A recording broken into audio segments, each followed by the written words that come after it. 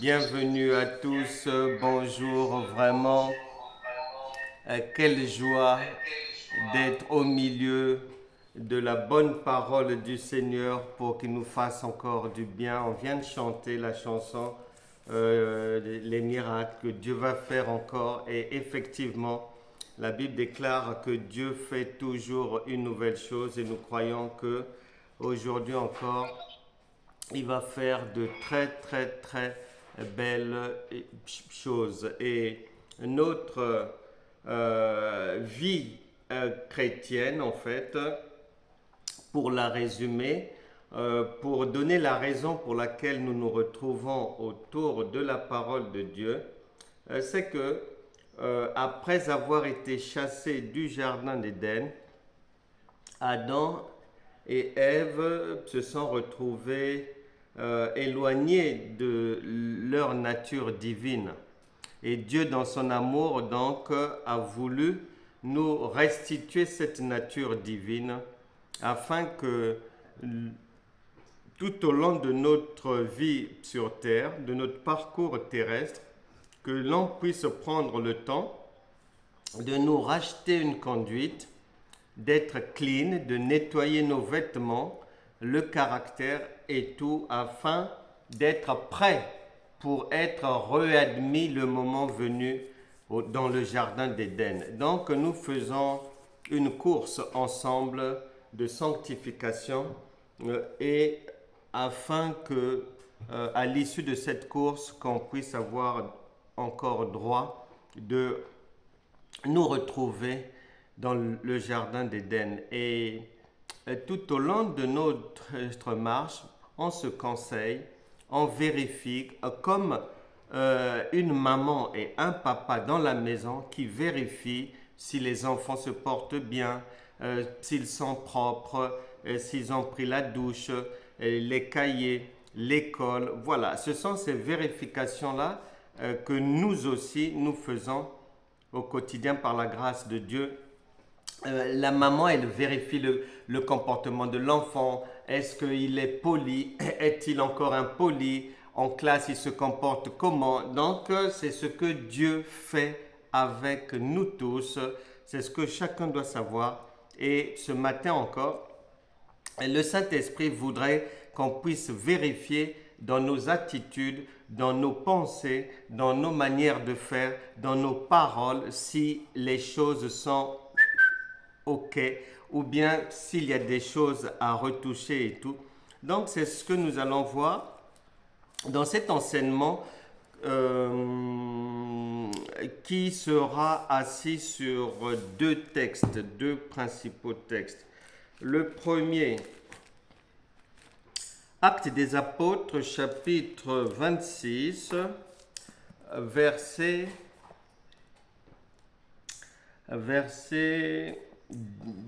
17 à 18. Je t'ai choisi du milieu de ce peuple et du milieu des païens vers qui je t'envoie, afin que tu leur ouvres les yeux pour qu'ils passent des ténèbres à la lumière et de la puissance de Satan à Dieu, pour qu'ils reçoivent par la foi en moi le pardon des péchés et l'héritage avec les sanctifiés. L'une des tâches que nous avons, c'est de faire passer les gens des ténèbres de Satan à la lumière de Dieu. Parce que, souvenez-vous, les enfants d'Israël se sont retrouvés, bien qu'ayant Dieu à leur côté, ils se sont retrouvés en esclavage en Égypte. Et au cours de leur histoire, plusieurs fois, ils se sont retrouvés esclaves de différents peuples comme les Philistins, les Madianites, comme à Babylone, etc. etc. Et jusqu'à ce que ils ont toujours aspiré à être réellement libres. Parce qu'on peut se dire chrétien, chrétienne, enfant de Dieu et ne pas réellement être libre. Or, lorsqu'on n'est pas réellement libre, on est dans les ténèbres. On est dans les ténèbres. Et ce matin, le Saint-Esprit voudrait nous éclairer davantage afin que la lumière puisse non seulement nous faire du bien, mais lorsqu'elle vient dans nos vies, la Bible déclare qu'elle brise les jougs, elle brise les chaînes, elle rend libre, elle guérit. La Bible déclare dans le psaume 107, verset 20, « Il envoya sa parole ». Or, la parole de Dieu, c'est la lumière, et elle les guérit. Donc, ce matin, on vient de voir un peu la recommandation que Dieu nous donne, parce que Dieu n'est pas un Dieu du passé ni du futur, mais d'éternité en éternité. Il est là, il est présent, donc ses paroles sont présentes. C'est une instruction actuelle, c'est maintenant là qu'il faut que nous fassions tout notre possible pour passer des ténèbres de Satan à la lumière.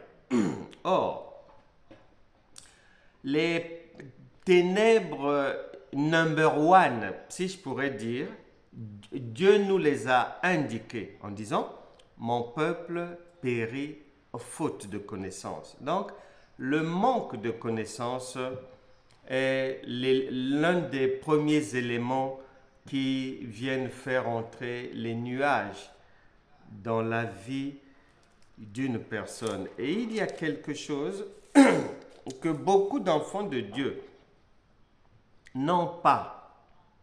Malgré tous les efforts, ils ne font pas attention à se doter de certaines vertus chrétiennes qui sont fondamentales. Fondamentales. Psaume 119, verset 66. Psaume 119, verset 66. Psaume 119, verset 66. Ça dit ceci. Enseigne-moi le bon sens et l'intelligence. Enseigne-moi le bon sens et l'intelligence. Le Saint-Esprit voudrait nous parler de ce qui est intitulé « Ayez du bon sens ». Ayez du bon sens. Parce que, je peux dire plus de 90% de ceux qui se disent chrétiens sur cette terre, en partant des serviteurs, donc prophétesses, pasteurs, prophètes, docteurs, évangélistes, apôtres, apôtresses, tout ce monde-là, jusqu'au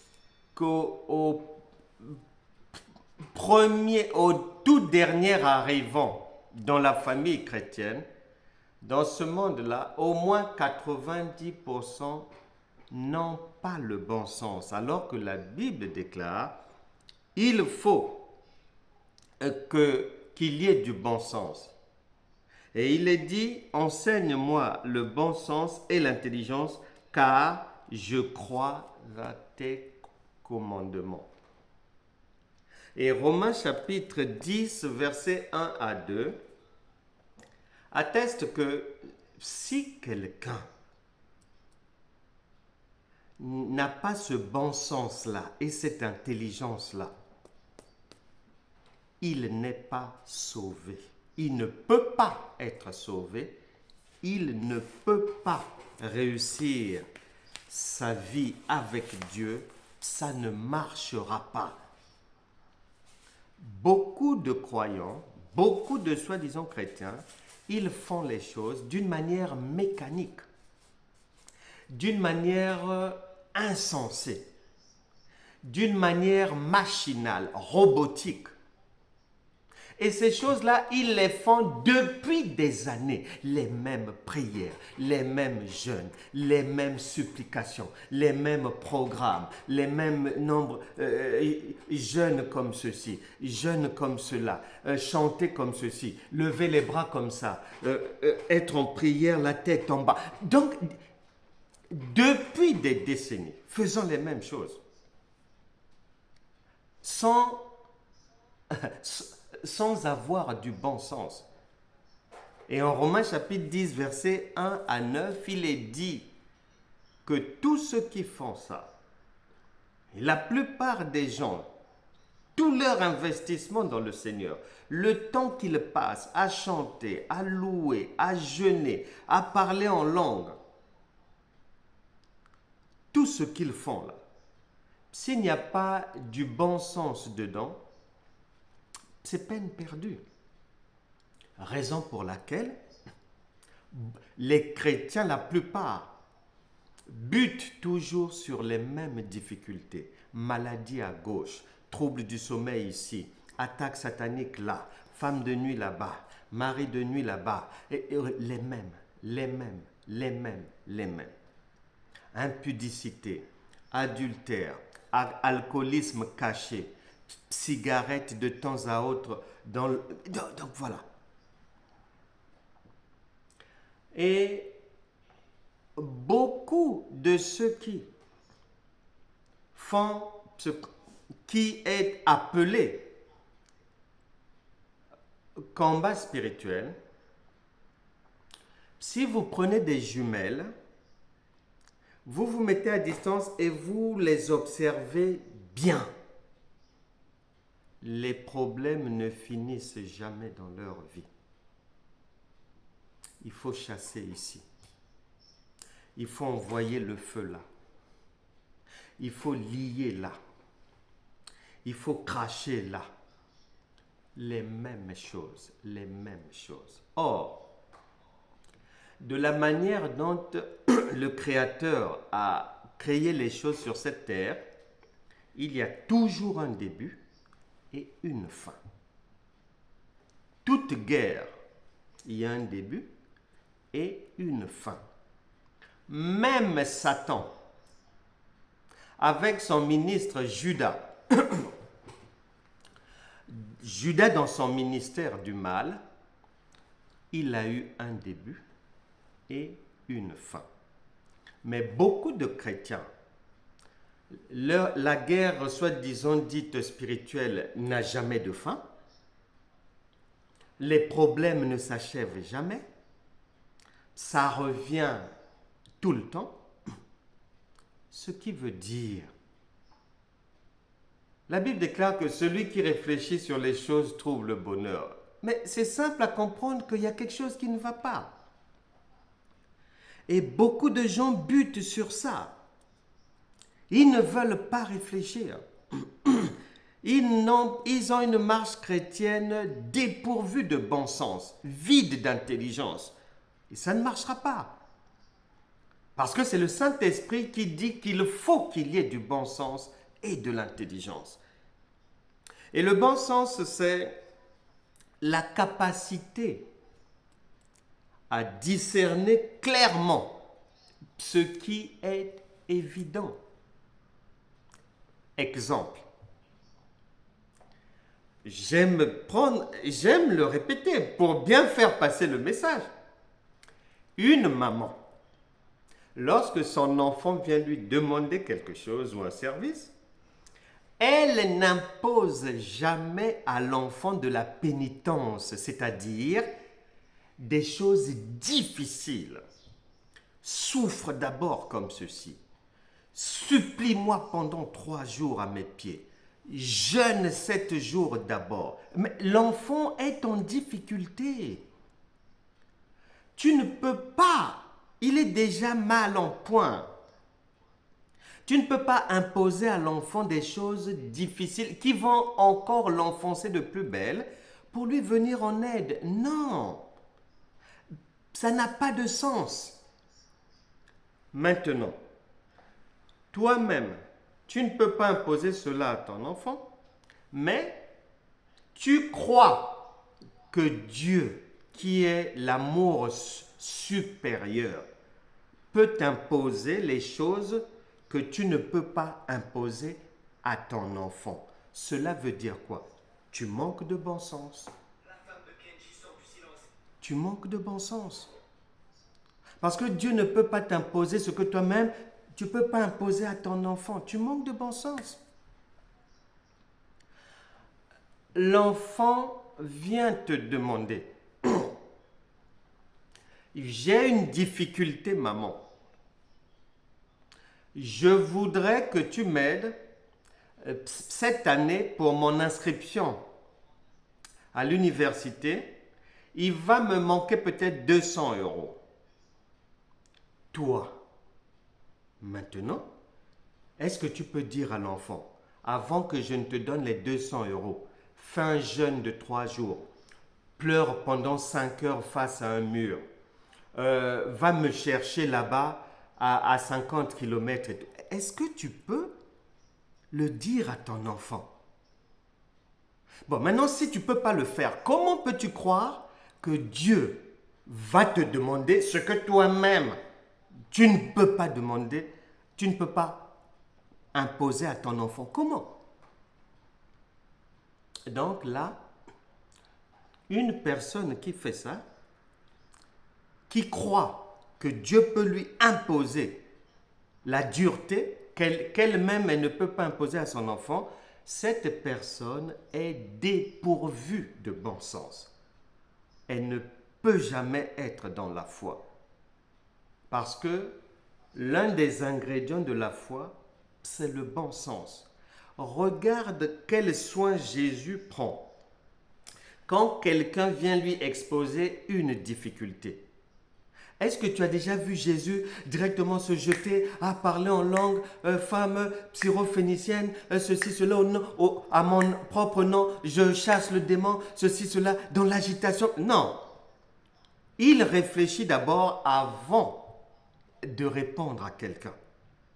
Et dans le secours que Jésus va apporter, par exemple, à Bartimée, à aucun moment il va demander à Bartimée de souffrir ou de faire quelque chose de pénible. Non.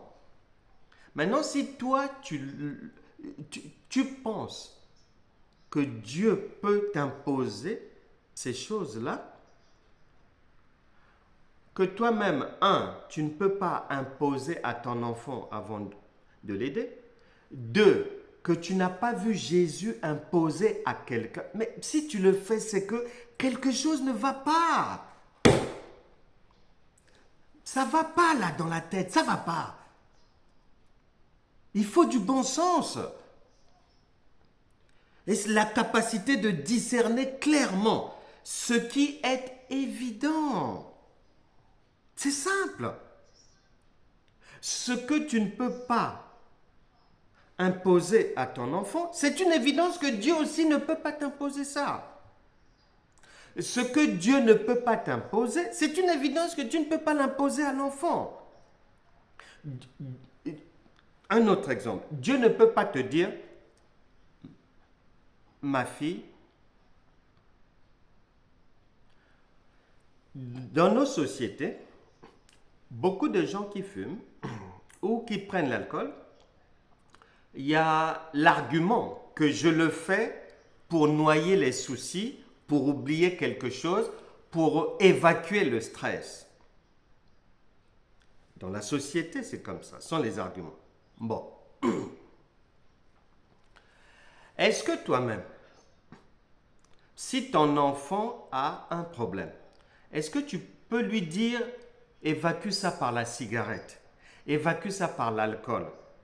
Tu ne peux pas le faire parce que c'est une évidence pour toi que ce n'est pas la solution au problème. Ce n'est pas la solution au problème.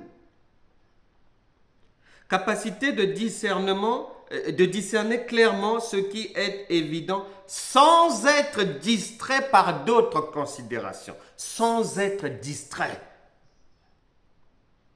Parce que si, dès le départ, quand il y a un problème, tu ne sais pas qu'il faut réfléchir d'abord. Parce que ce que tu vas faire là, il faut que ça soit cohérent. Il faut que ça ait du bon sens. Obligatoirement. Si ça n'a ni tête ni queue, laisse tomber. Laisse.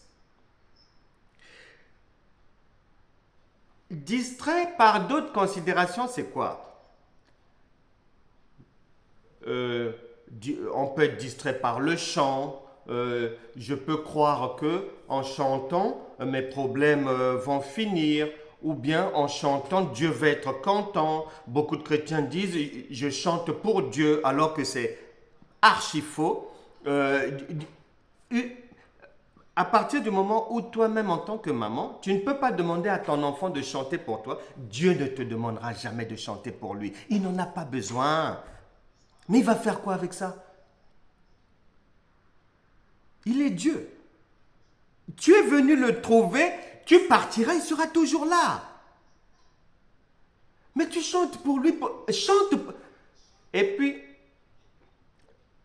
l'absence de bon sens fait que le chrétien ne va pas vérifier si chanter, la signification que chanter a pour toi, si c'est la même signification chez Dieu. Or, je préfère te mettre en garde et t'informer, chanter des hommes, c'est à l'opposé du chanter de Dieu.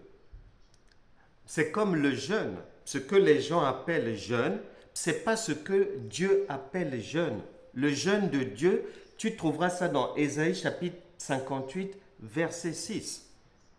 Et je peux te dire, l'amour, ce que nous considérons comme étant amour, ce n'est pas ce que Dieu appelle amour. Adoration, c'est pareil. Tout ça, la prière, c'est pareil. Donc, l'absence de bon sens ne peut pas permettre à quelqu'un de réussir avec le Seigneur. Mais non. Le jeûne, par exemple. Est-ce que tu as des enfants dans la maison? Tu as ton enfant. Dans les conseils que la maman donne à l'enfant, dans les conseils que les parents donnent à leurs enfants, le parent veut que l'enfant puisse réussir à l'école, qu'il ait une bonne éducation, qu'il soit en bonne santé, qu'il soit poli. On encourage l'enfant à rechercher un stage s'il le faut, faire une formation, ceci, cela. Tu constateras, toi, dans ta manière de fonctionner avec tes enfants, c'est-à-dire, il ne te viendra jamais à l'idée de dire à ton enfant, je te donne le conseil, si tu veux avoir une bonne note à l'école, fais un jeûne de 3 jours. Si tu veux obtenir ta formation, le stage, jeûne comme ceci. Tu ne le diras jamais à ton enfant. Parce que tu sais que si c'est le stage, il faut qu'il aille chercher.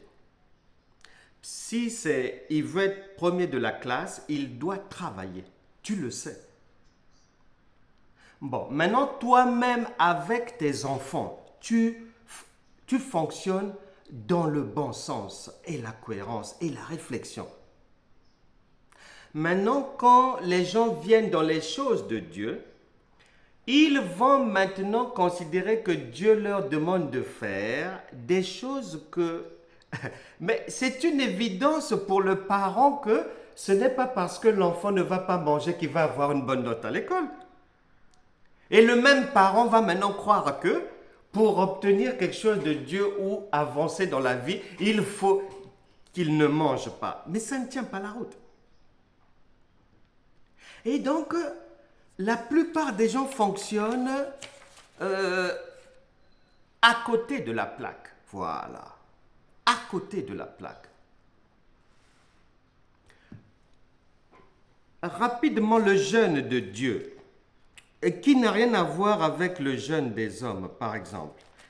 Ésaïe chapitre 58, verset 6, il est dit, « Voici le jeûne auquel je prends plaisir. » Voilà.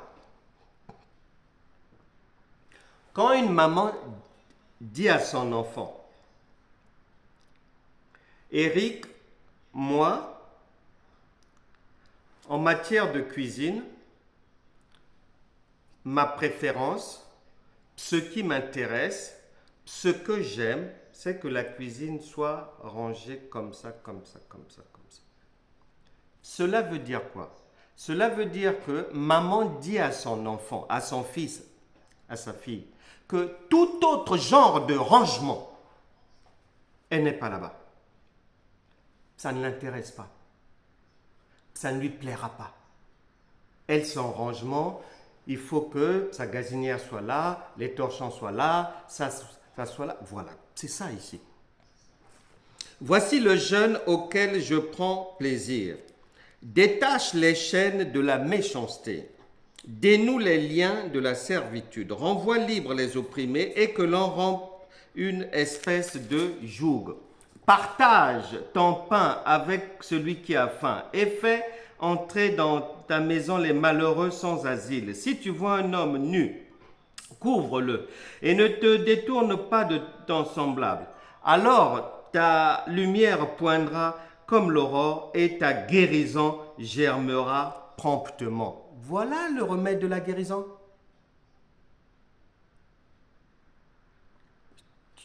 Tu vas crier pourquoi pour guérir?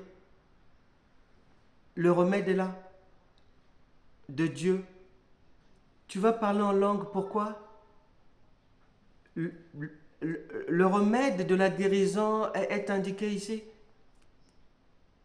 De la délivrance. Ta justice marchera devant toi et la gloire de l'Éternel t'accompagnera. Voilà. Ayez du bon sens, bien-aimés, dans la vie. Ayez du bon sens. Une sœur, son mari un jour m'avait appelé parce que sa femme était mal en point. Mal en point, pourquoi? Après le décès de sa maman, le chagrin l'a poussée. À un moment donné, elle avait maintenant des insomnies, du mal à dormir, ci, cela. Et elle est allée voir son médecin pour demander des somnifères et elle était maintenant sous antidépresseurs. Et son mari a constaté que non, ça commençait à ne plus être la même personne et il m'avait appelé pour me demander de voir un peu avec sa femme pour l'aider à sortir de cette phase difficile. Une enfant de Dieu, une chrétienne, mère d'enfant. Et donc, je parlais avec la sœur et je lui demande, c'est vrai, maman est décédée, ok, d'accord. Elle est quand même décédée à un certain âge, plus de 70 ans. Elle n'est pas morte à l'âge de 10 ans ou 15 ans, non. Je crois que c'était 75 ans même. Et je lui pose la question. C'est vrai, il y a maintenant les insomnies, ceci, cela. Mais d'où est venue l'idée d'aller courir chez le médecin pour demander des somnifères et tout? L'idée est venue d'où? En fait, c'est le fonctionnement dans la société. Comme les gens sont habitués à faire ça, la personne, même chrétienne, inconsciemment, a reproduit la même chose. Maintenant, je lui ai dit ceci. Tu as manqué de bon sens, vraiment. Pourquoi?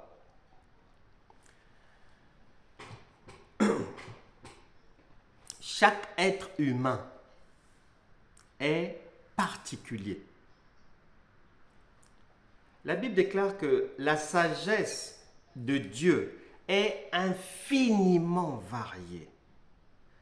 Et lui-même a dit, il peut faire comme ça, il peut faire de telle manière, il peut faire de telle manière, il peut faire de telle manière, il peut faire de telle manière. Et je lui dis, Dieu nous connaît mieux que nous-mêmes. Et il sait ce qui est bon pour toi à chaque instant de ta vie. Et je lui dis, lorsque on perd une maman, Dieu nous connaît très bien. Puisque chaque humain est particulier, il y en a qui sont sensibles, il y en a qui sont insensibles, il y en a qui sont beaucoup plus dans les émotions que d'autres, etc., etc. Donc chacun a son caractère, sa manière d'être et tout. Et je lui dis, peut-être que pour Dieu, qui te connaît mieux que toi-même, pour faire passer ton deuil, il te faut cette petite période d'insomnie qui va durer quelques jours, quelques petites semaines, et après ça va passer. Peut-être que pour Dieu, c'est ta manière à toi de faire ton deuil. Une autre personne, ça sera autrement. Une autre personne aussi, ça sera autrement. Une autre personne, il lui faudra de temps à autre pleurer pendant peut-être un mois. Une autre personne, c'est un autre remède. Je lui disais, Dieu te connaît mieux que toi-même. Pourquoi, en tant qu'enfant de Dieu, tu veux aller résoudre les problèmes par la chair? Courir chez le médecin, ramasser les antidépresseurs. Tu as même pris les médicaments d'une autre personne à la pharmacie. C'était pas pour toi. Elle avait rigolé et pendant qu'elle m'écoutait, elle s'est rendue compte effectivement qu'elle avait manqué un peu de réflexion et de bon sens. Malheureusement, beaucoup de chrétiens dans leur vie quotidienne sont à côté de la plaque dans ce qu'ils font, dans la recherche de la solution à un problème. Alors la Bible déclare que c'est celui qui réfléchit sur les choses qui trouve le bonheur. Et les enfants de Dieu ont souvent des comportements insensés qui ne cadrent pas avec Dieu, qui ne cadrent pas avec l'amour. Dieu est amour. On prétend avoir Dieu avec nous. L'amour, c'est la douceur, c'est la tendresse, c'est la simplicité, c'est la facilité, c'est la consolation, c'est l'exhortation, c'est l'enseignement, c'est le conseil. Maintenant, quelqu'un qui prétend avoir ça en lui va considérer que pour résoudre mes problèmes, il faut que j'envoie le feu là-bas, il faut que je me lève, il faut que je me batte dans une guerre, il faut que je donne des hypercutes à Satan, il faut que je déchire les serpents, il faut... Non, la brutalité, la violence. Tu as vu Jésus faire ça où? Mais les gens le font là, dans l'égarement total.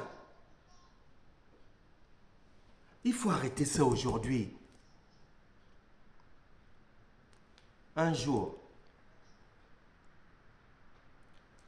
une femme m'appelle du sud de la France. Voilà, pasteur, vraiment, je suis une intercesseuse depuis des années. Je prie beaucoup. Je me réveille chaque nuit. Dieu me donne toujours dans le ministère qu'il m'a donné, c'est d'intercéder. Elle, c'était de minuit à 3 heures et parfois de 3 heures à minuit. Là, chez moi, ça fait déjà tilt. Et je commence à poser les questions. Intercéder pour qui? Oh non, pour ma commune, pour les gens qui sont tristes, pour ceux qui sont dans la détresse. J'intercède pour les nations, pour ceci, cela. Je pose 2 à 3 questions. Et elle me dit que depuis un mois, elle a un problème avec Dieu. Je demande lequel? Qu'elle n'arrive plus à se lever la nuit pour faire son boulot d'intercesseuse.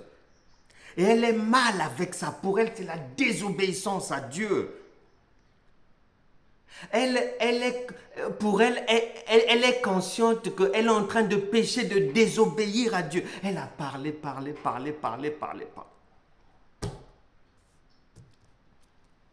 J'ai souvent entendu ça chez beaucoup d'enfants de Dieu.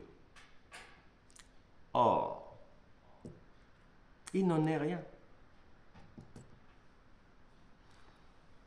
Première chose, retiens bien ceci. Si tu avais l'habitude, soi-disant, de te réveiller la nuit pour prier, que ce soit pour toi-même, que ce soit pour les autres, ceci, cela, et que tu n'y arrives plus.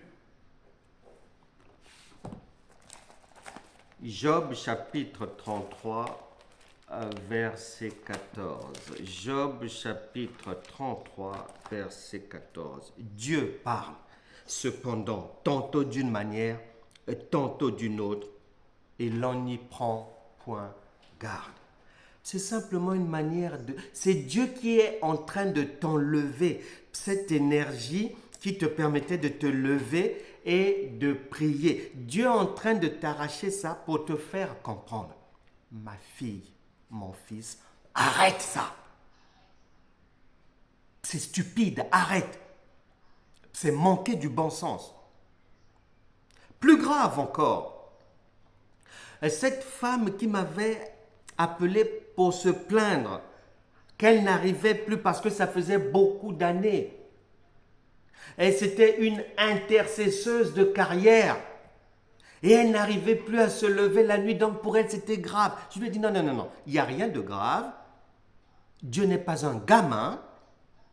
Dieu n'échoue jamais. Un enfant de Dieu ne peut jamais échouer. C'est un langage de Dieu simplement pour te faire comprendre. Arrête de faire ça, c'est tout. Tu veux qu'il te le dise de quelle manière?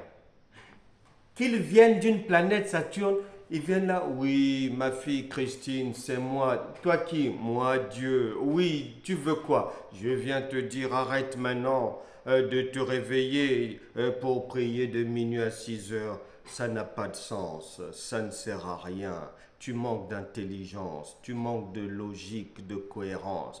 Tu es dans l'incohérence, c'est tout. Il ne va pas faire ça comme ça. Mais non. Et cette femme me racontait encore. Elle avait été opérée 3 fois du cœur dans sa vie. Et la dernière opération n'avait même pas 3 ans. Et elle avait un traitement lourd. Je lui ai dit, mais c'est normal. Il y a urgence pour Dieu que vous arrêtiez vos bêtises. Comment? Une personne avec un état de santé déjà fragile.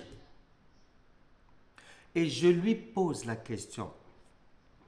Si vous avez vous avez des enfants, oui, bon, est-ce que vous-même, si vous êtes informé, les médecins vous disent, votre fille, elle souffre de ceci, cela, vraiment, insuffisance respiratoire, fragilité au niveau du cœur, risque de tumeur, ceci, cela, nous allons l'opérer.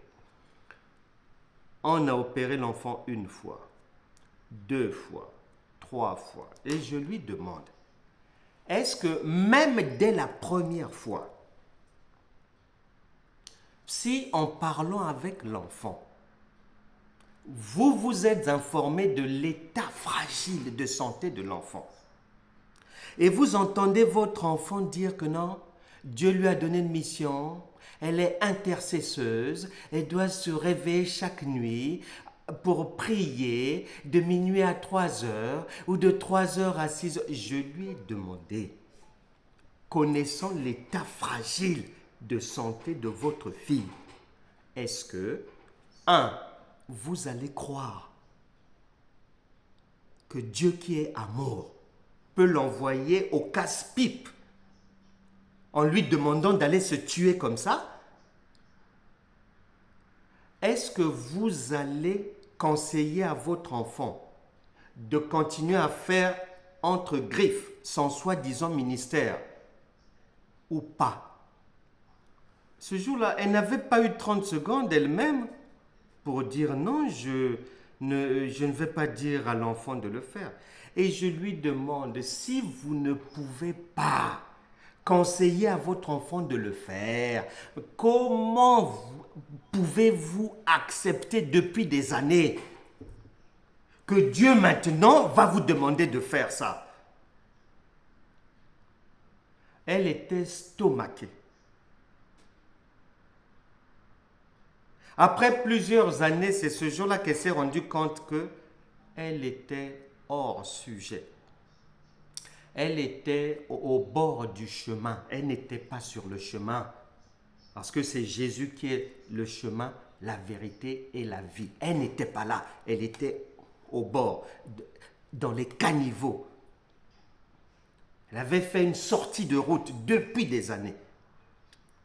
Parce que les gens manquent de bon sens, font des choses sans réfléchir, qui n'ont ni tête ni queue. Si Dieu a choisi de se faire homme, de venir dans notre chair, ce n'est pas pour rien. Si tu veux comprendre Dieu, tu regardes seulement comment toi-même tu vis au quotidien. C'est tout, puisqu'il s'est fait homme, pour que tu comprennes plus facilement. Nous allons prier pour qu'à partir d'aujourd'hui, que tu aies désormais du bon sens. Parce que se plaindre, c'est bien. Beaucoup se plaignent. J'ai donné l'argent. Je prie comme ceci. Je jeûne, rien ne marche. Et les gens changent d'église, accusant l'homme de Dieu, accusant la femme de Dieu, accusant peut-être une voisine, accusant un sorcier là-bas, accusant un grand-père, accusant son ex. Non, non, non, non. Il faut arrêter ça. Ayez simplement du bon sens.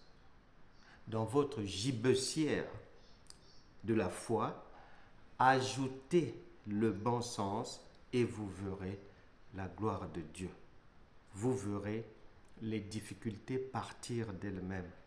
Il faut du bon sens dans la vie parce que Dieu est sensé, intelligent, sage. Il ne fait pas les choses n'importe comment. Très réfléchi. Il voit tout. Il sait tout.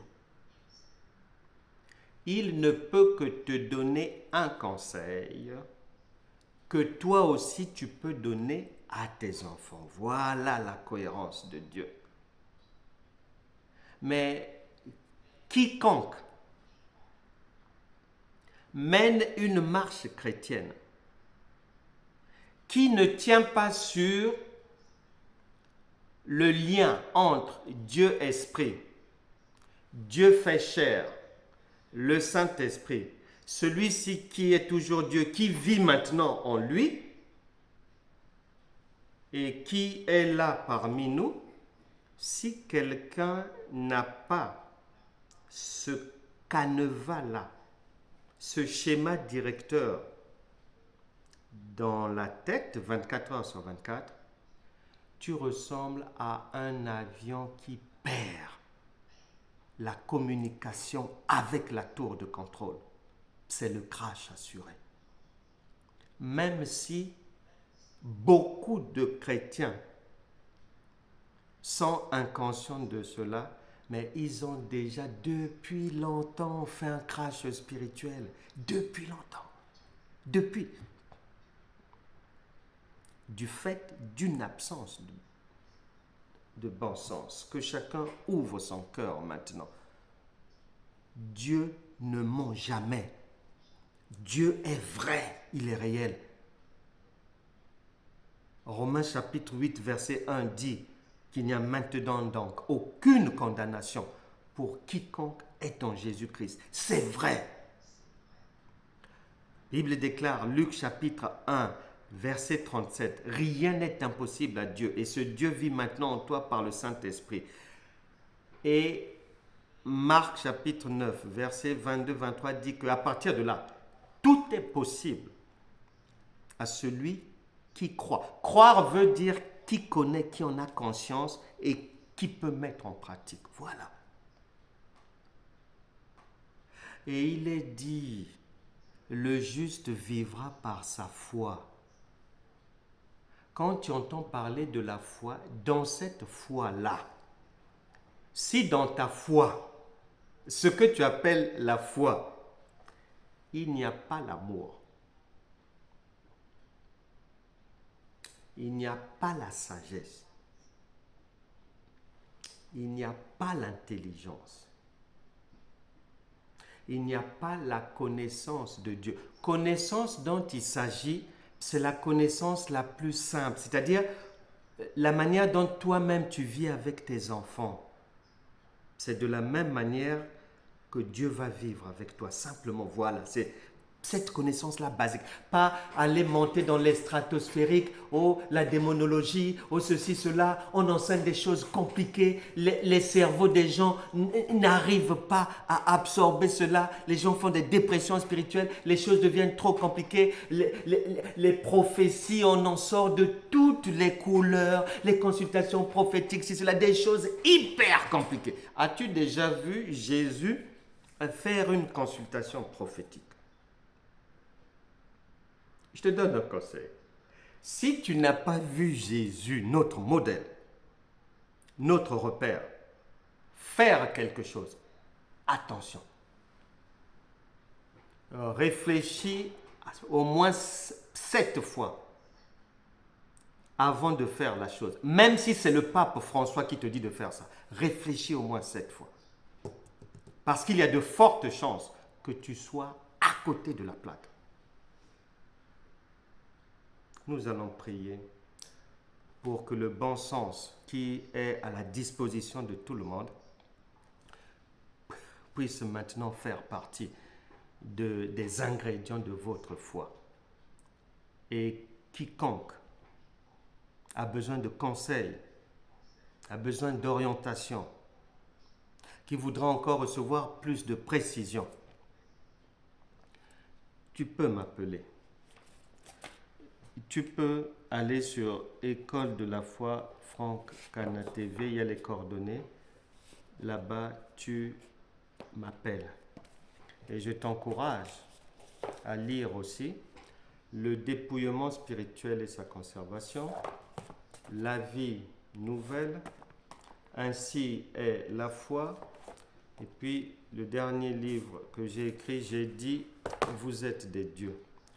Le Seigneur te permettra de passer à une autre communion avec lui, à une manière plus simple de vivre avec lui, sans sortir du cadre, sans exagération, sans aller trop loin, sans être comme un chrétien qui veut vivre sur la planète Terre avec des pensées de la planète Saturne. Non. Nous sommes sous le soleil et le Seigneur va aider chacun. Que chacun ouvre son cœur et parle maintenant à Dieu qui est amour pour te donner livraison simplement de ce que ton cœur désire. Il ne peut pas mentir. Il a dit dans le psaume 37, versets 4 à 5, « Fais de l'Éternel tes délices et il te donnera ce que ton cœur désire. » Seigneur, je prie pour toute personne ici. Saint-Esprit, merci pour ta parole qui est la lumière. Seigneur, pardonne nos péchés.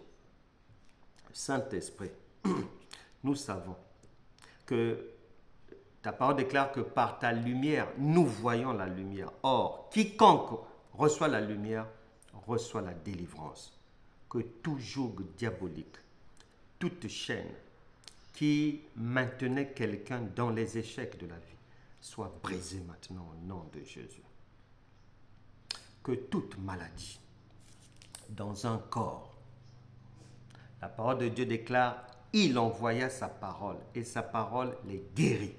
Que toute personne malade ici, au nom de Jésus, je chasse la maladie.